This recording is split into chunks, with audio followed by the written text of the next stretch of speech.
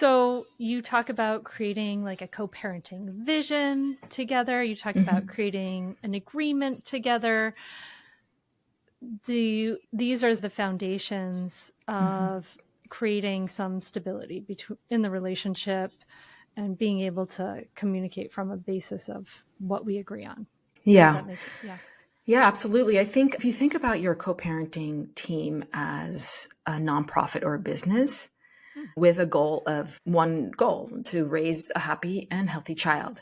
And so nonprofits have different elements to them. And one of it is also often based on mission and values and collaborative vision statements. So one of the first things I do with my co-parenting teams that I work with in my practice is I have them create this foundational agreement. And it's amazing how in alignment most people are when it comes to their vision for how they want to co-parent. Now, are they actually able to do it right off the bat? No. But if we have that foundational agreement, which most often is about creating a happy, healthy, resilient, and well-adjusted kid in their own words, and people want to communicate well, they are using all of the things that we want. They just don't know how to get there. So what that allows us to do then is to always look back to that. Okay, so right now, how do you maintain focus on your foundational agreement? And it can really bring co-parents back together in that cooperative stance of, oh yeah, what actually is best for the kid? And there's a question I always ask, is this for you or is it for the kid? And that also helps them readjust. I like that. Good question. Yeah, I guess that makes sense.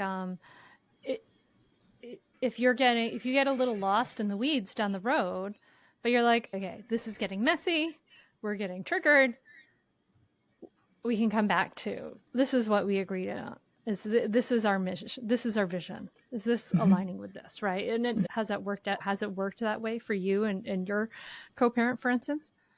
Oh, for sure. For sure. People have different values and that's okay.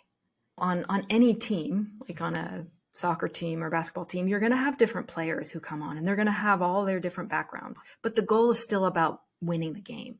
And so if we think about the purpose of cooperative co-parenting is about child winning Hmm. and putting them at the top of your focus, that helps you align yourselves, even if the visions and your values may be different. It's more about how you talk about them, how you don't like throw your co-parent under the bus or minimize the differences, but how you talk to your child about the differences. And so I coach people on talking about these differences and how they can actually be opportunities for learning and opportunities for the child to have more diversity in their lives that then later on will help them develop their own value systems.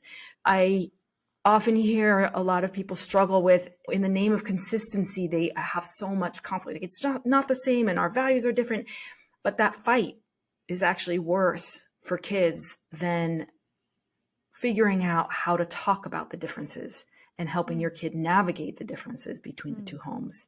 And so identifying the values, one can get people aligned on the same page and also identify the areas where they're not aligned. But then we can talk about how can you help your kid navigate these differences so that they don't feel stuck in the middle or torn in half, or they don't hear the parent say something negative about the other parent. Like all of that, we want to make sure the child is not having to be a part of, because that's actually what's harmful.